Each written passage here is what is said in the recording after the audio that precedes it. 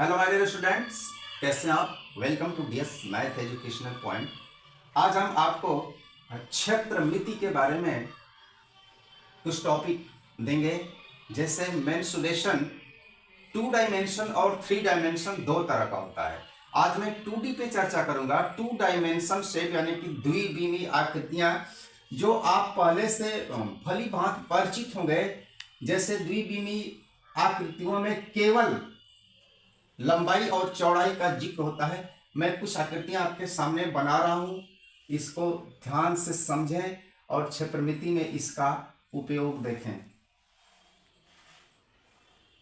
यह आपके सामने बना है स्क्वायर। इसका नाम आप ABCD PQRS जो चाहें दे सकते हैं। यह एक स्क्वायर है, यानी कि इसे वर्ग कहा जाता है। इसकी विशेषता है इसकी चारों भुजाएं समान होंगी और प्रत्येक आंतरिक कोण यानी अंतः कोण 90 डिग्री का होगा। और भी इसके रूल्स हैं। इसके डायगोनल समान होते हैं और 90 डिग्री पर बाइसेक्ट होते हैं।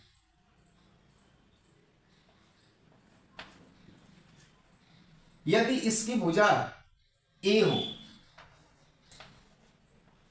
तो इसका क्षेत्रफल यानी जो इसकी एरिया होती है वह होती है साइड स्क्वायर, यानी साइड इंटू साइड। वर्ग का जो क्षेत्रफल होगा वह होगा भुजा गुणे भुजा। और इसके लिए इसकी यूनिट लिखते हैं इकाई वर्ग या वर्ग इकाई, जैसे चाहे लिख सकते हैं। इकाई वर्ग भी लिख सकते हैं या वर्ग शब्दों में लिख सकते हैं। यहाँ पर साइड स्क्वायर भी यूनिट स्क्वायर होगा। इसी तरह से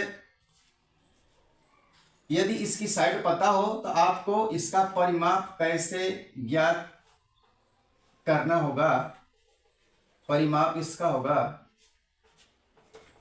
4 इंटू साइड, यानी कि 4 गुणे भुजा, और यह केवल यूनिट होगा, केवल इकाई। ठीक इसी तरह से दूसरा मैं फिगर बना रहा हूं, ध्यान से देखें आप। यह है आयत, इसको रेक्टेंगल कहते हैं। आयत, इसमें आमने सामने की भुजा यानी कि लंबाई लंबाई के बराबर और ये चौड़ाई भी आपस में बराबर होती है। ये भी 90 डिग्री के होते हैं।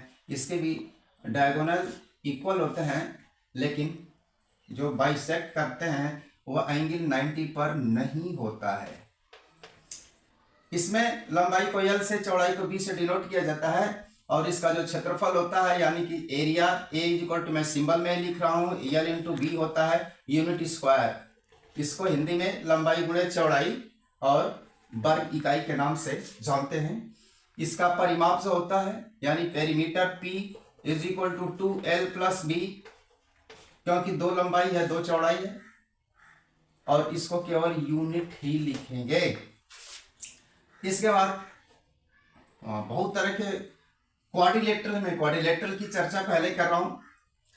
पैरेललोग्राम है, देखें इस साइड इक्वल होंगे, opposite sides are equal. Diagonal equal नहीं होते हैं लेकिन बाइसेक्ट ईच अदर, बराबर भागों में बांट देते हैं।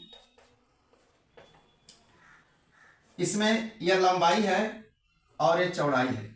इसका जब पेरीमीटर निकाला जाएगा तो बिल्कुल रेक्टेंगल की तरह पेरीमीटर इसका निकाल सकते हैं, लेकिन इसका अगर क्षेत्रफल निकालना होता हो तो बी को बेस के लिए सिंबल का यूज किया जाता है, यानी कि बेस इंटू हाइट। इसे एच परपेंडिकुलर लाइन यहां से खींच देते हैं तो यह एच है, और इस यल को बी से डिनोट किया जाएगा। तो उस स्थिति में क्षेत्रफल जो होगा एरिया ऑफ पैरेललोग्राम,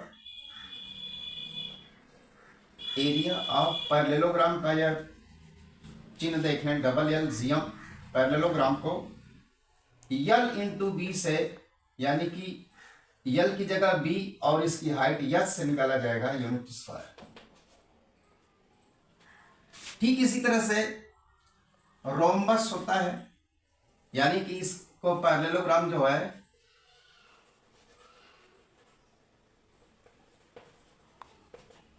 इसे समांतर चतुर्भुज कहते हैं। समांतर चतुर्भुज वह पैरेललोग्राम जिसकी सभी भुजाएं समान हो, यह भी परपेंडिकुलर बाइसेक्टर होता है, डायगोनल।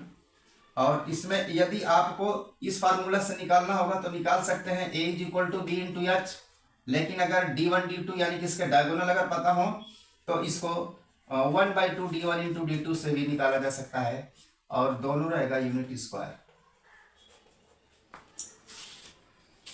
कुछ 2 डायमेंशन और हैं, बहुत तरह के हैं, जो कुछ इंपॉर्टेंट है जो हमारे दैनिक जीवन में उपयोग होता है, जो आपके कोर्स से संबंधित है उसे देखें। यहाँ पर